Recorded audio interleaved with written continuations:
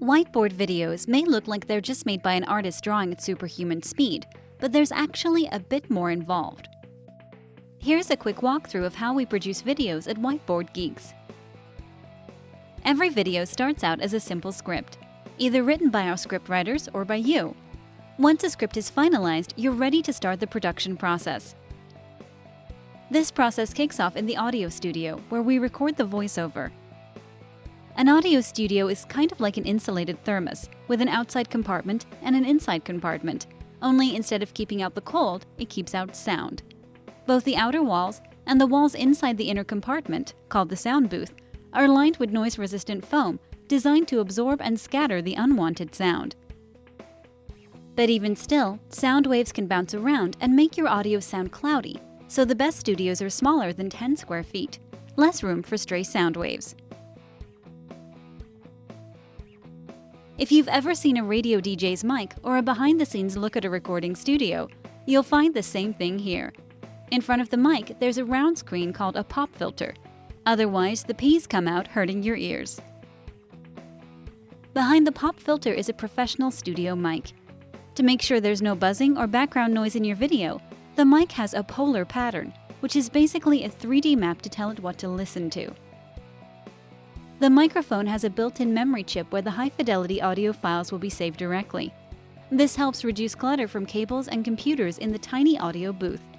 Recording high-fidelity or high-quality audio files allows more flexibility in the editing later on, and it just makes narration sound better. While the audio is being recorded, work has already started on the storyboards.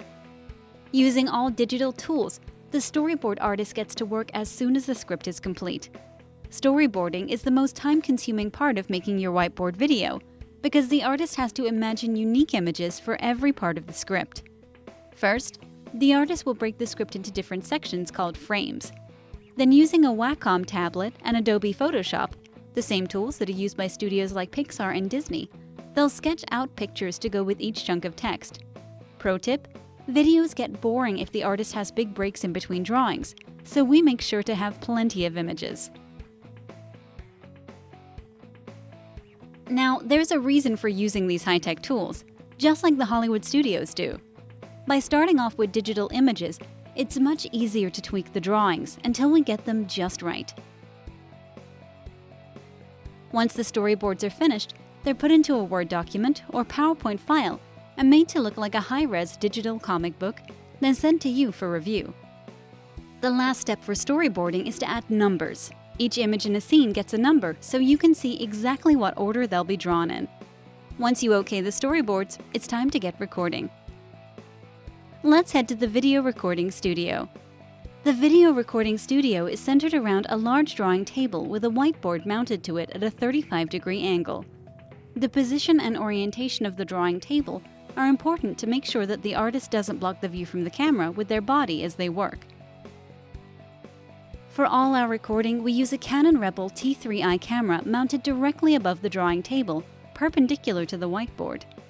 The T3i is a single-lens reflex camera, called an SLR, with an interchangeable telephoto lens. Being able to change the lens allows us to customize our setup for whiteboard recording. We use a lens set at a 55mm focal length because this most closely mimics the human eye and minimizes distracting lens distortion, which can cause the drawings to look warped. Think of it as getting rid of the fisheye effect. This is the same kind of camera that has been used to shoot anything from documentaries to Hollywood-style films. But here's one of the biggest differences of our studio. Instead of using a tripod, which can be kinda wobbly, the camera is actually mounted with a metal frame bolted to the ceiling and wall. Wobbles might not seem like a big deal, but when you speed your video up, small wobbles are amplified and make it look like there's an earthquake happening while the artist is drawing and can ruin the whole shot. 4 studio lights, each containing 500 LED bulbs, are set up around the drawing table in a horseshoe shape to keep the lighting even. This is important to minimize shadows from the environment and from the artist's hand.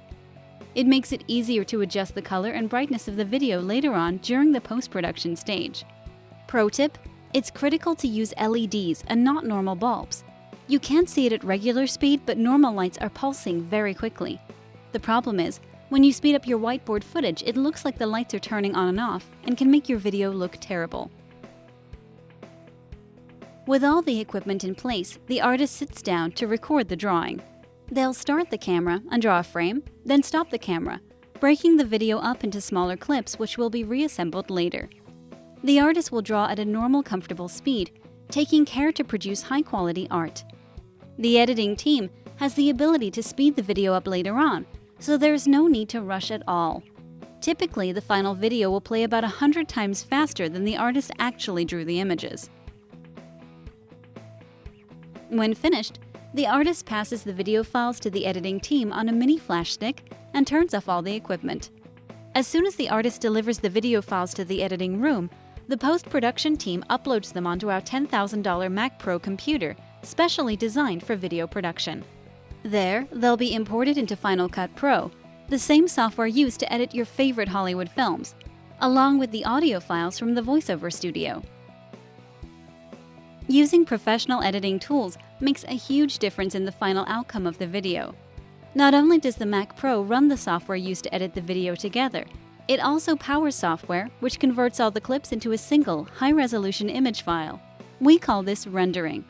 This takes massive amounts of computing power to render a video, and the Mac Pro can finish a rendering much faster than most other computers.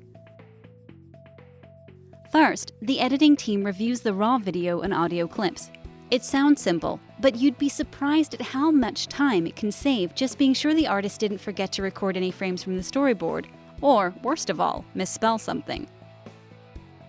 Once the footage is checked, it gets sped up about 50 times to give the fast drawing effect. Then the audio clips are trimmed to fit in with the drawings. This is where they also add any camera movement animation, like panning, sliding side to side, or zooming in and out. They call this keyframing, and it gives more control over where the viewer focuses. When all the clips are in place, they use Final Cut Pro, the same software used by Legendary Pictures, the producers of films like Interstellar and Jurassic World, to color correct the video. You see, when it's first recorded, the video has a dull bluish color, so the editor will push and pull the color levels to get the video looking brighter. Finally, they'll drop in any final music overlays or sound effects and begin the render. First, the editor will render a standard definition preview, since it's the fastest way for you to get the video and give comments. The editing team will keep a watermark, which looks like a transparent version of our logo, in the video, until we receive final approval and payment for the video. Once any last tweaks are made, they'll render it into a high-definition 1080p.mov file. You can also get any other file type you need, optimized for TV, your website, a training portal, or a conference screen. That's it! Once you get your HD video file, the production process is finished. While there are quite a few steps to the process, making a whiteboard video isn't too complicated if you have the right tools. If you're interested in learning more or getting a whiteboard video yourself, click the link below or click here to learn how a great script is put together.